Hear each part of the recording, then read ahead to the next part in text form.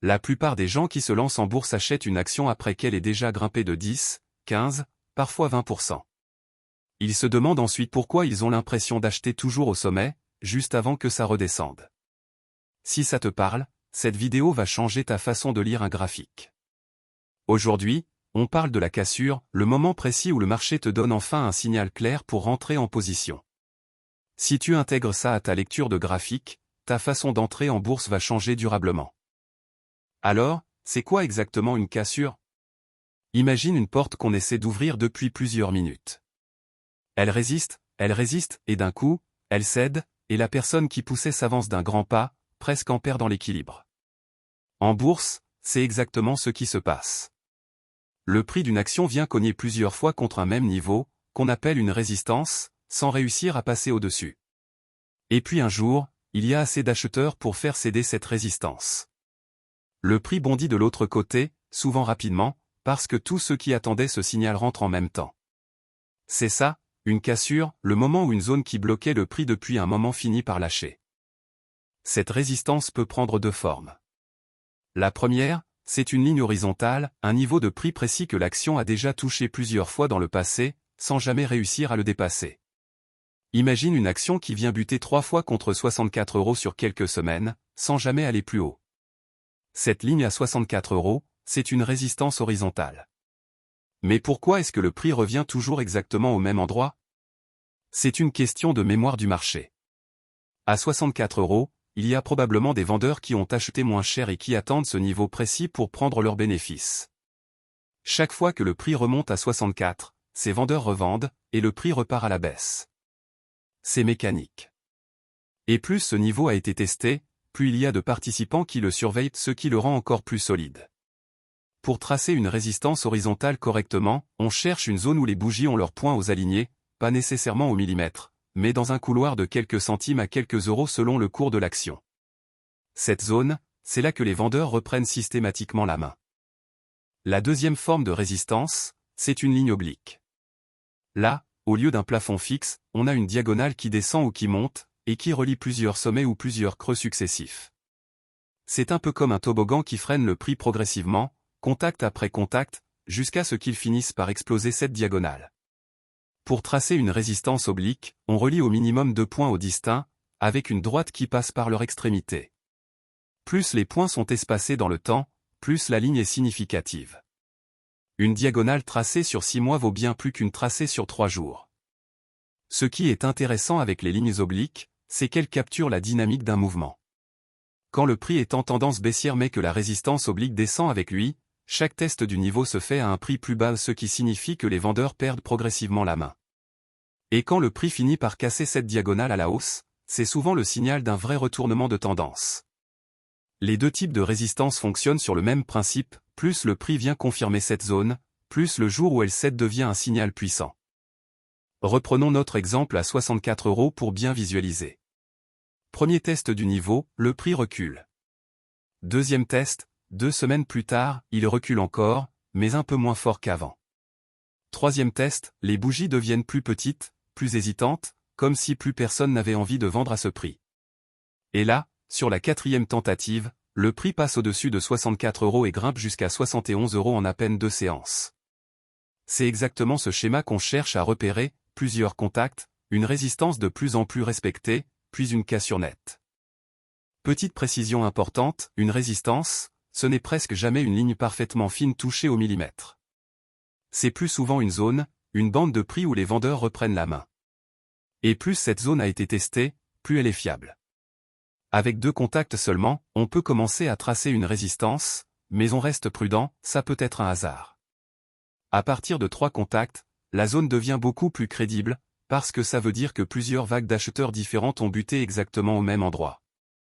C'est un peu comme un videur devant une boîte de nuit, la première fois qu'il refuse quelqu'un, ça ne veut peut-être rien dire. Mais s'il refuse 3 personnes différentes exactement pour la même raison, tu sais que la règle est sérieuse. Et le jour où il laisse enfin entrer la file entière, tu sais que quelque chose a changé et une décision a été prise en haut, les règles ont évolué. C'est le même principe sur un graphique, plus une résistance à refuser du monde, plus sa cassure veut dire quelque chose. Ça veut dire qu'une majorité d'acheteurs a finalement pris le dessus sur les vendeurs qui défendaient ce niveau depuis des semaines, parfois des mois. On peut aussi penser à un barrage. L'eau monte progressivement derrière, elle pousse, et le barrage tient. Jusqu'au moment où la pression devient trop forte, et là, l'eau passe d'un coup, avec une force proportionnelle à tout ce qui s'était accumulé. Sur un graphique, c'est cette pression accumulée derrière la résistance, tous ces acheteurs frustrés de ne pas pouvoir passer qui explique pourquoi le prix monte souvent très vite juste après une cassure. L'énergie était là depuis le début, elle attendait juste que la porte cède. Une fois que la cassure a eu lieu, deux choses intéressantes se produisent. La première, c'est que le prix a tendance à s'éloigner rapidement de cette zone, justement parce que tous les acheteurs qui attendaient ce signal entrent en même temps, dans une fenêtre de temps très courte. C'est ce qu'on appelle parfois l'effet d'aspiration, la résistance cède, les ordres d'achat s'accumulent, et le prix monte parfois de 5-10% en une seule séance. Pour ceux qui n'ont pas anticipé la cassure, c'est le moment le plus frustrant, le signal est là, sous leurs yeux, mais le prix est déjà parti. C'est pour ça qu'il vaut mieux surveiller les résistances en amont, avant qu'elles cassent, plutôt que de réagir après.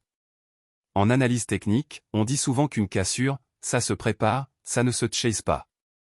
Un outil souvent utilisé pour confirmer une vraie cassure, c'est le volume. Quand la cassure se produit avec un volume supérieur à la moyenne des dernières séances, c'est un signe que la cassure est portée par de nombreux acheteurs convaincus et pas juste un mouvement isolé. Une cassure faible, sans volume, mérite beaucoup plus de prudence. La deuxième, c'est que cette ancienne résistance devient souvent un nouveau support. Autrement dit, le plafond d'hier devient le plancher d'aujourd'hui. Dans notre exemple, les 64 € qui freinaient le prix vont souvent servir de zone de rebond si le prix revient les retester un peu plus tard. C'est ce qu'on appelle un throwback, le prix revient tester l'ancienne résistance, désormais devenue support. Et c'est en réalité une deuxième occasion d'entrée, avec un risque plus précis, puisqu'on sait exactement où placer son stop, juste en dessous de cette zone. Voici l'erreur qu'on voit le plus souvent. Les gens regardent un graphique, voient qu'une action est déjà montée de 10-15%, et se disent « il faut que j'y aille, ça va continuer ». Sauf qu'à ce moment-là, le signal est déjà passé. Ce qui se passe psychologiquement, c'est qu'une forte hausse crée une illusion de sécurité. On se dit que si le prix monte autant, c'est qu'il va forcément continuer. Mais le marché ne fonctionne pas comme ça. La hausse qui suit une cassure est souvent le moment où les acheteurs informés et ceux qui étaient positionnés avant commencent à alléger leur position.